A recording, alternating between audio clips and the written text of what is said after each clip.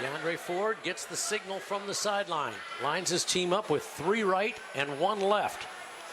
The receiver to the left is Marquion Johnson. Fake handoff. He'll go long to Nate down in the right corner, and it is caught. Touchdown, Davenport! Nate Couturier from 30 yards out, and the Panthers have the lead for the first time today.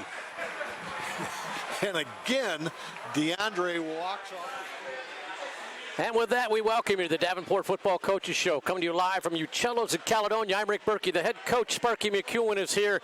Davenport still, at least the fans, still shivering and enjoying every second of that 35-24 homecoming win over Lindenwood on Saturday afternoon back at home. Sparky, again, you're already on to the next thing because that's what you do.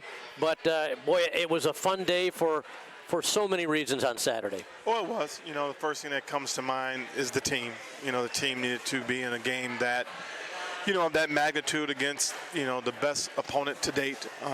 You know, we talked about last week, Rick, how intense and how tough and how well coached Lindenwood would be. And once again, you know, we were proven correct on that. And it was a very physical game, and we didn't get out of that game unscathed. You know, we had some bumps and bruises throughout that game, but I was so happy for our team that you know, it makes me feel good when we go back to work, and you know, the student athletes are happy, the campus is happy. You know, that's good stuff. And then on the other hand, you know, you have homecoming, having some of the alumni come back, and you know, that's a good time of year for universities across the country, and you know, to be on the winning side, you know, we really appreciate it. And to score 25 points in the fourth quarter and come from behind, that's especially gratifying. One of the things we don't do, we don't scoreboard watch, and it's one of the things I've carried on throughout my career that, you know, if your players are prepared to play 4 quarters of football, anything can happen in the process of 4 quarters and an hour game. You know, there's so many things that can take place. Number one being turnovers, okay? You know, there's a lot of sports out there, I think, but football is one of the top sports when it comes to the change of momentum. And it's such a great team game, and once the defense got the fuel, the fire from the offense, and it just kind of snowballed, and you know, and that was one of the reasons why we were able to run off 25 straight. You know, and you mentioned what a good ball club Lindenwood had there. I got the feeling watching the game, Coach, if you guys had played 10 times on a neutral field, you'd have gone 5-5. You know, it was that kind of ball game, and when you talk to the players understood that. The players knew going in that we were going to be in a tough contest, and it was going to be hard hitting, and it was going to be one that was going to be won in the final plays of the game, and rightfully so. That's what happened. In a little bit, we're going to have a couple players join us. Shane Shannon and Dion Powers are your guests tonight, and we'll talk with them.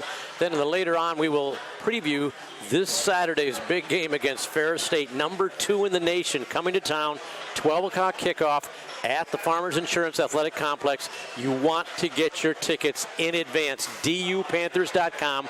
That's DUPanthers.com. Get your tickets now and learn how to take the shuttle. The smart people are already doing it. You can avoid all the bottleneck, and you'll get yourself dropped off right at the front door, but we'll get to that a little bit later. Let's go back to the win over Lindenwood Saturday. I'm going to throw out some numbers to you and just get you to react to that as well. First of all, it turned out I was surprised at the total yardage. I know they really took off in the second half. You ended up out gaining them total yards 355 to 220.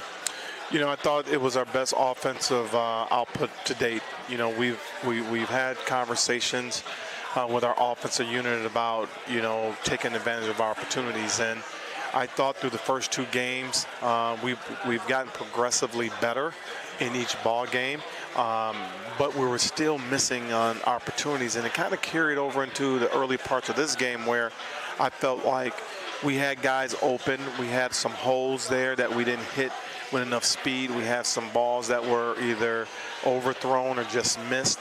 I just really felt like, you know, things were there, but we weren't able to capitalize on them. But our opponent had something to do with that as well, because they were so intense and they were in tough positions to defend us. And I want to bring up something that I had a question about as the game went on. Turns out that's why you're coaching and I'm up in the box there. But 21-10, you're down.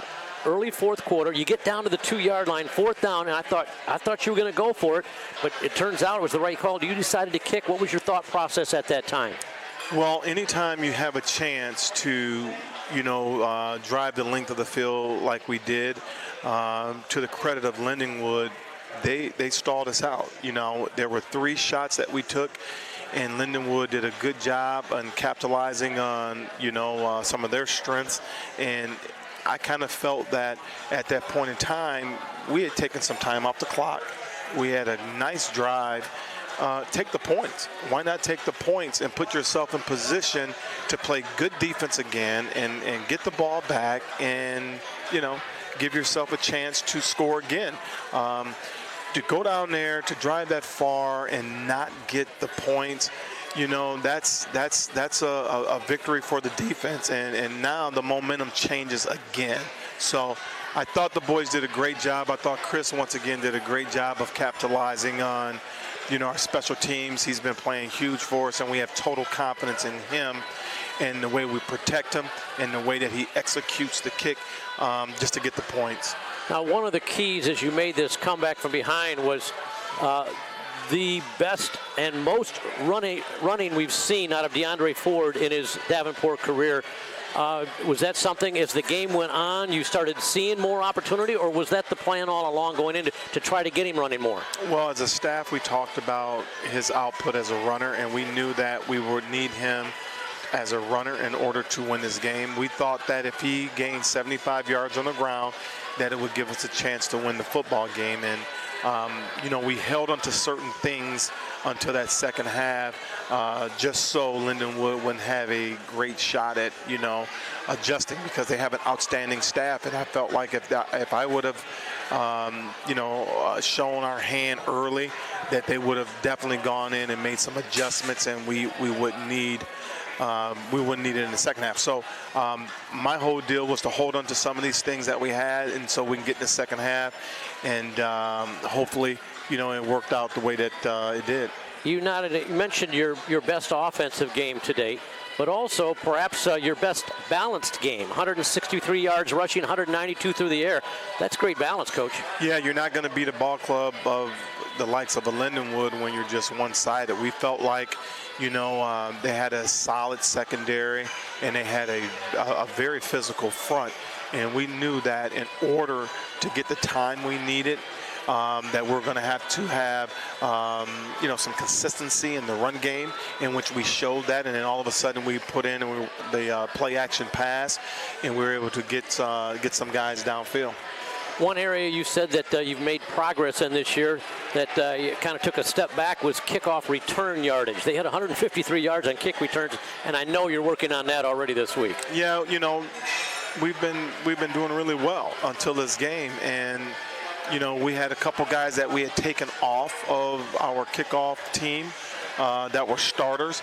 And, Rick, I talked to our players so much about depth and getting other guys to step up, because we need to rest certain guys, during the game. And when we're not able to do that, we put our starters back in. And the next thing you know, they gash us for a couple big runs, and it puts us, our defense and our offense, and then ultimately the team at a disadvantage. One of the things that was impressive, for your standpoint, but also Lindenwood, I don't think I've ever seen a game like this. The two teams combined 7 times in the red zone. They went 4 for 4. You were 3 for 3. So you really cashed in once you got in the red zone. Yeah, once you get in the red zone, a lot of times it's tough to score in there, but I think ball clubs that are well coached, they typically do well in the red zone. And for us, we have a pretty nice scheme in the red zone. We actually go to a whole totally different scheme from what we normally do. That's when you'll see Keon in there in our red zone package, and he executes our Wildcat package as well as anyone. So we have a pretty good scheme when we get down there, and it's just getting down there is what's been tough. Cody Blankenberg, the mighty mite, as I call him. You got him more involved offensively on the little jet sweeps and getting the ball in his hands. Yeah, one of the things that, we were missing in our offense is that we have some really big backs, as you can see, but we missed that guy in there that's more of a jitterbug, a guy that's got that explosive burst, and he adds that to our scheme. So he's been a great addition to the team. He's been a great addition as a receiver, but when he was in high school, he was one hell of a running back. So having him in the backfield, he's extremely tough. Getting him some carries, it actually puts us in a really good situation on our scheme. Well, Coach, we're at Uccello's of Caledonia. We've got a couple special guests you brought along, players. Why don't you go have some of that Uccello's pizza? We'll do that, and we'll get our first guest in here right now to talk a little bit about Davenport. Young man Dion Powers is going to join us now, and he had a whale of a game last week. 2 weeks ago, when he had 9 tackles and 2 pass breakups in the win up at Northern Michigan. And then he had another number of key plays last Saturday. And Davenport had taken the lead, and then Lindenwood had one more chance. They had a 4th down situation. Davenport trying to put it away. Dion Powers back deep on defense, and it's a darn good thing that he was.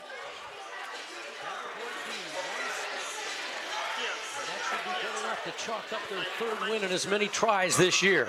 But first they have to stop the talented Cade Brister and company on 4th down and 15. Crowd comes to its feet. Brister shifts his running back over. He's in the pocket. Here comes the pressure. They're chasing after him. He looks. He stops. He throws it over the middle. Intercepted by Dion Powers. And Dion coming back the other way. To the 35-30. Dion 20. Dion 10. Dion 5. Touchdown Davenport.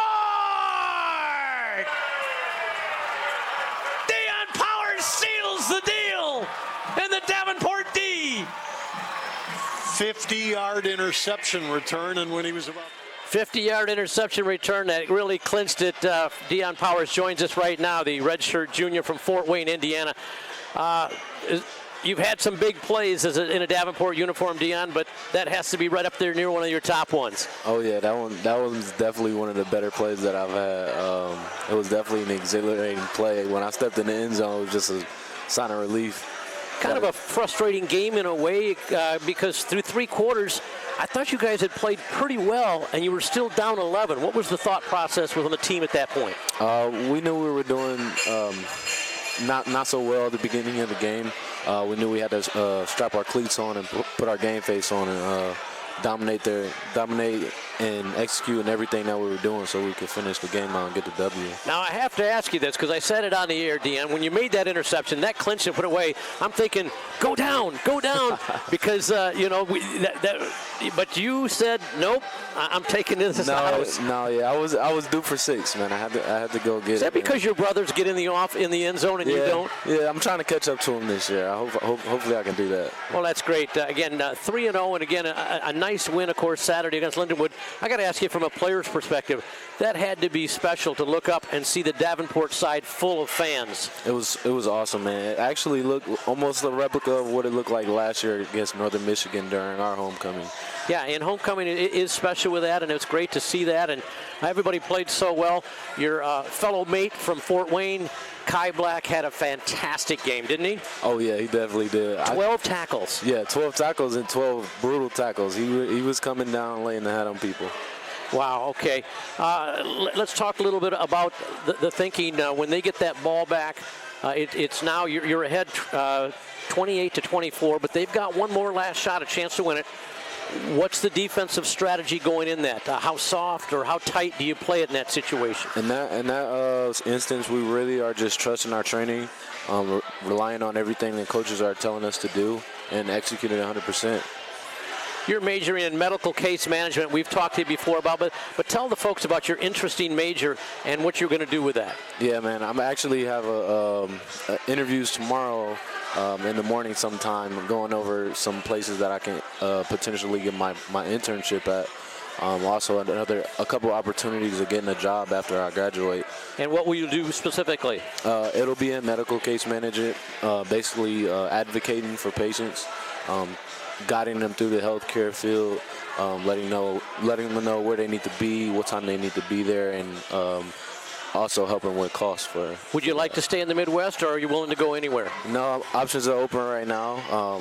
Looking forward to coming back playing next year, so it'll be a little bit of a hold on that, but you got to give up some things. What does it mean to you to have your brothers playing with you in your college days? Because that just doesn't happen too often with three brothers together. Yeah, it is pretty crazy, but it actually helps the team out a lot, I think, because we bring the family side of things, and everybody buys into it. All right, well, we wish you the best. Great job on that, and we're going to get your cohort in here, Shane. So congrats, great job, Dion. Thank you, Rick. Dion Powers, again, outstanding job. Again, it had the clinching touchdown, the interception, first of all, and then he put some icing on the cake by taking it all the way home for another 6 for the Panthers, and that made it 35-24, the final count right now. Our second player guest tonight, Shane Shannon, young man from Lansing Sexton High School, and he's a stalwart on this team. In fact, he came on right away and played every game on the offensive line in your very first year. Tell us about that, and how tough was that adjustment from high school ball to college ball? Well, I played under a great head coach, Dan Bogan, in high school, so the transition from high school to college was not as difficult for me as other people. He always taught brotherhood and to always look out for one another. So that was a great thing that he taught me that I brought to the next level. I want to ask the way that your offensive line has really made huge strides as a group this year. Panthers are running the ball better than they ever have in their still brief history. What's been the key to that? Yeah, that's always one thing that Sparky emphasizes every day, every meeting. We must run the ball. We must run the ball, so that we can set up other things in the game. So, with that being one of our biggest steps that we must take, we go into every practice, every game, knowing that this is one of our goals that we must reach for the Panthers to bring home a victory. Shane, let's go back to your sophomore year. You play in one game and you get hurt, and then you lose the whole year because of that injury. Tell us how you dealt with that, not just physically, psychologically, knowing that you wouldn't be able to play and be out there. It was tough. It was very tough. It was a lot of surrounding myself with my fellow teammates, just being around them, and they kept me up psychologically. They kept me going, and that was just one thing that I'm truly blessed to have teammates that are willing to look out for me and look out for one another. Your sport management major, or what are you thinking maybe about doing with that after your Davenport days are done? After my Davenport days are done, I want to get into coaching. That's always been one of my life goals, is to get into coaching. College or high school level? Either or. Either or. That's just something that I was bred in as I was brought up. So that's always. Could you see yourself going back to the Lansing area, maybe coaching even? Oh, for sure. I have a lot of influences back in Lansing that'll keep me going. Coach Bogan still coaching? No, he is not. He is not the head coach anymore at Sexton. It is now John L. Davis, and he's just stepped right in and kept it going. You get a chance to go back and see the Big Reds play at all anymore, or you're pretty much busy here on weekends, on Friday nights? Every once in a while, just depending on where they play. But, I always got to go back and show them love. Oh, yeah. You can show them that what you've done so well here, okay? Let's talk about the mindset of this team now. 3-0 at this time of the last year. You were 3-0. Mm-hmm. What is different about this team, let's say, from last year's team at this point? I feel like we're so much more focused on the big picture. Yes, we made it to 5-0 last year, and we had a dip. We had a dip where we lost focus. So I feel like we're so much more locked in and so much more focused on what we need to do week by week, getting 1% better every day. Who's your best friend on the team, Shane? My best friend is Caleb Mayers. He's currently my roommate. He's been my roommate for 3 years now, and I know I can go to him whenever I need anything. All right, well, we wish you the best. Thanks for stopping by. How's the Uccello's Pizza tonight? It's great. Fantastic. We'll have some more of it, okay? Oh, yes, sir. Shane Shannon, offensive lineman for your Davenport Panthers, and we appreciate that. Again, Davenport home this Saturday afternoon, 12 noon kickoff against Ferris State, number 2 in the nation, undefeated. And we'll talk a little bit about that with Coach about these Ferris State Bulldogs and exactly the challenge they will play, because it will be a big challenge. Ferris State coming off a 38-10 win Saturday in Big Rapids. That was its homecoming game. And Coach joins us right now. What's interesting, again, they've always seemed to have a good rushing attack, even without J. Rue Campbell, their outstanding quarterback who did not play in the game. But even without him, Coach, they had total offense of 429 yards, which is pretty good. But really, the rushing yards without Campbell, 350 yards on the ground for Ferris Saturday. Yeah, if you think about the Tony Annese era there, they're always going to be able to rush the football, and that's why they are as good as they are. Whether it's Jay Rue in there, whether it's Travis, whether it's Jason Vanderlaan, the list goes on and on. Of quarterbacks that are good athletes, quarterbacks that are smart, quarterbacks that are tough.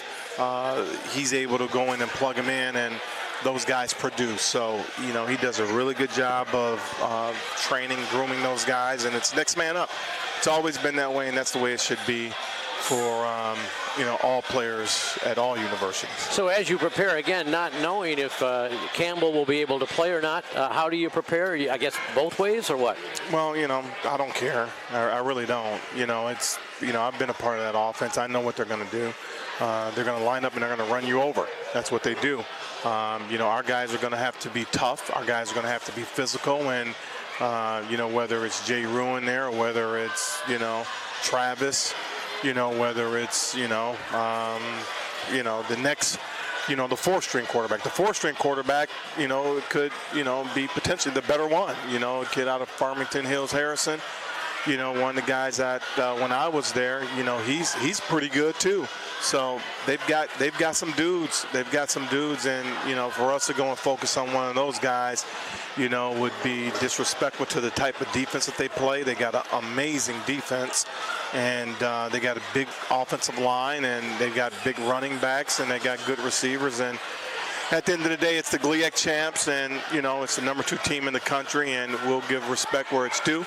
And they just keep winning. I asked Dee on this. I want to ask your perspective as well on the crowd Saturday. Not only filling the sidelines, but it's important to note, especially in this day and age, the weather wasn't bad, but it wasn't great.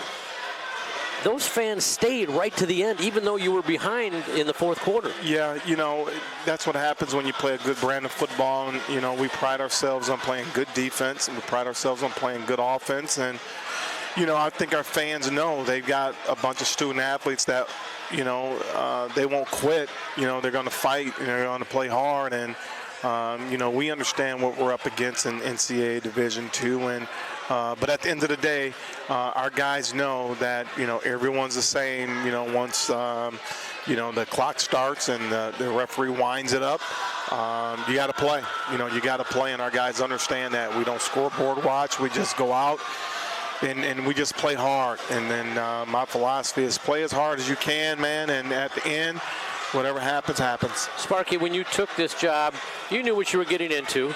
And really, this Saturday, even though Ferris State comes in worthy of all the laud that they've been getting so far, this is what you wanted. This is your chance to go up against the top programs in the GLIAC. Yeah, Rick, you've been around me for some time, and, that's why you play the likes of Lyndon Woods. That's why you get a hefty, non-league schedule. And myself with our AD, we've looked across the country to play some other big programs. We want to take that, make that splash, and allow our student athletes to experience, some of the better ball clubs around there, because our fans didn't have any idea who Lindenwood was, but if you're at that game, if you're a witness to that ball game, man, every fan that I've talked to since that ball game, they're like, wow, that team was big, they were fast, they were strong. That quarterback, Cade Brister, I'd like to buy a little stock in his future. He's just a sophomore. Now remember last week this time I told you he could start on any team, in this conference. And now that you've witnessed him, what do you think? Yeah, absolutely. So impressive as well. Coach, how much are you playing up the opportunity aspect to talking to the guys, or is this stage is it strictly execution? We're working on this, and this. Well, I work up at Ferris State, and Tony will be the first guy to tell you that it never matters to me who the opponent is.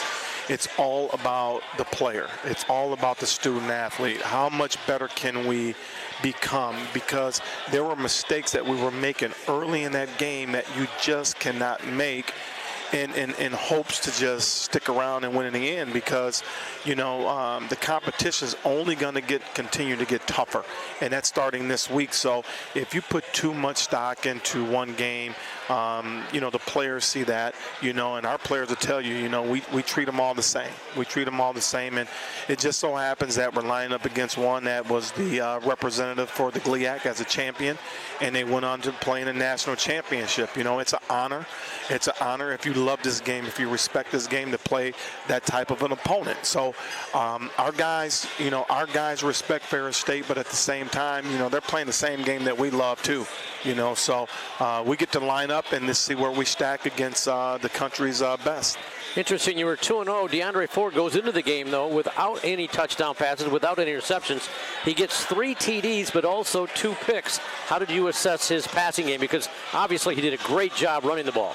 Well, he's getting better. DeAndre's getting better, and when you talk to individuals that have witnessed him for the first time, man, he has a big league arm. And now all of a sudden, you begin to see him emerge as a runner. He's not totally comfortable as a runner yet, but at the same time, he has the ability to strike. He had 84 yards rushing, and some of those runs, if you notice, he got out of bounds or he slid, and that's what I encourage my quarterbacks to do. We don't run our quarterbacks the same way that Ferris does. Ferris takes a different type of athlete at quarterback that's pretty physical and that has running back skills. Our guys are going to tend to be guys that can throw it around a yard a little more, but with good athleticism and with the ability to get those sneaky yards, and he was able to do that last week. Yeah, that last touchdown to Nate, he didn't have a big window to fit that ball in there. He nailed it, didn't he? And you know what? Here's the deal. It was a guy by the name of Brett Favre, that will just stick it in there, and that's who this dude is. This guy's got that type of talent, arm talent, and there's no fears on how he could squeeze it in windows and things like that. I want to go back one thing and ask, again, we're certainly looking at it through Panther-colored eyes, but if there was a defender that played a better game than Kai Black in the GLIAC last week, I'd like to see it, because he was sensational with career-high 12 tackles and 2 tackles for loss. Kai, he's our emotional leader, and he's truly a physical leader as well. This guy, man, he is so tough, and I mean, he was sideline to sideline, and on Deion's touchdown run, he got the wind knocked out of him, and I went over and I said, oh my goodness, Superman is down, because this guy, he's an amazing football player, and I'm proud to have him on our team, on our side, because he's tough, he gets after you, and he's our defensive leader. All right, and finally, Coach, again, Saturday, Ferris State #2 comes into town, into our place, 12 noon kickoff. What do you want to tell the fans, to tell them what kind of game can they look for if they come out Saturday? Well, first of all, it looks like it's going to be incredible weather. Okay, it looks like it's going to be incredible weather, and a dream of our football team is just to have that place so packed and get the Panther, loyal fans to come out and cheer us on. It's going to be a great brand of football. You're bringing in the country's best, and I've been a witness, of what they've built up there, and they've done a great job. But, we're headed down in that same mode of building a very talented, solid, hardworking passionate football team. And I just think that it's going to be a heck of a football game, because I know those kids up there, they're going to come, man. They're going to come, and they're going to take their best shot. And we're training our boys to take their best shot as well. So we're excited. It's going to be a fun football game, and looking for our fans coming out and supporting us. All right, and two things on that. Again, go to dupanthers.com to get tickets. Get them right away online. Secondly, parking is extremely limited. We've had a lot of folks that came in the last couple weeks that have never been to Davenport game. We'll have even more this week. Use the shuttle. Park over at the main campus. Free shuttles over there. You avoid the traffic. They drop you off right in front of the door. They pick you up there, and it runs all before the game, during the game, and after the game, and it's free. So make sure you check that out. And Coach, we'll be looking forward to 1 week from tonight at Uccello's, rehashing the Ferris State game and visiting another one of your players or two. Absolutely, I'm excited. All right, that'll do it from this week's edition of the Davenport Football Coaches Show. For Sparky McEwen, the head coach, I'm Rick Berkey saying so long from Uccello's of Caledonia, and go Panthers.